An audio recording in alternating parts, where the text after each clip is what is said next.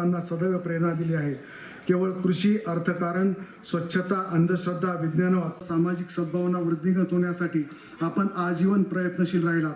विज्ञानिष्ठ जीवन मूल्य जपून आपल्या अस्तित्वाने संपूर्ण महाराष्ट्रात शेती, सहकार व स्वच्छतेचे आणि खऱ्या अर्थाने घराचा संपूर्ण गाढा इतके मोठे कुटुंब त्यांनी अतिशय छान पद्धतीने सांभाळ.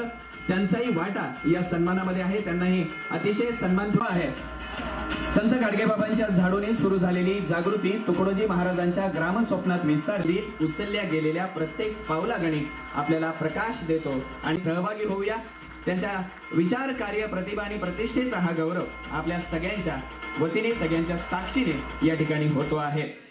यानंतर उपलब्ध या ठिकाणी आहे. कृपया तो नक्की खरेदी करावा आणि आपण तो नक्की माणसाचं शब्दबद्ध केलेले स्वरूप आपल्या घरामध्ये, आपल्या पुढच्या पिढ्यांच्या हातामध्ये या ठिकाणी आपल्याला ठेवता येईल. आदरणीय चंदू पाटील मारकवाड यांना विनंती करतोय, कृपया आपण समोर येऊन माननीय माधवराव पाटील मानाचा मुजरा अर्पण करते. माधवराव पाटील शेगावकर गौरव धन्यवाद अण्णा, मनपूर्वक आभार. मुख्य सोहळ्याकडे आणि म्हणून मला मुद्दाम व्यासपीठावर पाहिल्यानंतर आमचे 2-3 व्यक्ती या ठिकाणी बसलेले आहेत. त्यांच्याकडे जबाबदारी मोठी आहे. एके तर पाशा पटेलांचा उल्लेख केला पाहिजे. त्यांच्याकडे बांबू मशीन, राज्याचं बांबू मिशनचे काम त्यांच्याकडे आहे. पाशा पटेल यांच्याकडे. मग राज्यामध्ये बांबू किती लागवड झाली पाहिजे, बांबूचा उपयोग काय, बांबूचं फर्निचर कसं केलं पाहिजे, देवेंद्र फडणवीस साहेबांनी आणि गडकरी साहेबांनी त्यांना एक विशिष्ट काम सोपवलं आहे की राज्यामध्ये बांबू लावा, बांबू उगवा, बांबूचं काम करा आणि गरज पडेल त्या ठिकाणी बांबू लावा. म्हणजे बांबू लावा म्हणजे काही वेळ सांगत नाही. आधीमधून ते बांबू लावत असतात, राजकीय बांबू. परंतु जास्त काम बांबू लागवडीवर आहे, बांबूचं फर्निचर करण्यामध्ये आहे. बांबूचं काम किती महत्वाचं आहे आणि आले की ते सुद्धा आम्हाला अर्धा पाऊण तास सांगतात बांबू का एसेन्शियल आहे, बांबूचं फर्निचर काय आहे.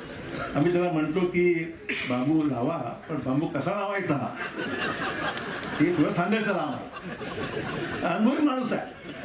हे शेतकरी संघटनेमध्येच अनेक वर्ष पण शेतकरी संघटनेमध्ये बांबू लावायचं काम माधवरावजी चालू सोडून केलं.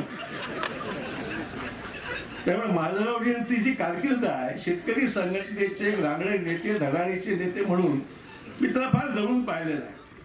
आणि मगाशी त्यांचा पर्सनॅलिटीचा उल्लेख मी यासाठी केला की मंत्रालयामध्ये गेल्यानंतर लोकांना वाटतं हेच मंत्री आले म्हणून त्याला सगळं शिपाई बाजूला सोडून माधवरावजी मंत्रालयामध्ये वॉचमॅन, पोलीसवाले कोणी सोडून मारल्याशिवाय माधवरावजीमध्ये अशी पर्सनॅलिटी फार क्वचितच लोकांना आपल्याला अनुभवायला मिळते. दुसरी पर्सनॅलिटी जी होती बाबासाहेब गोरठेकरांची, तशीच पर्सनॅलिटी होती. त्यांच्याबरोबर आमचे बाबासाहेबांच्या शेवटी वयामध्ये त्यांना चालायला त्रास व्हायला लागला.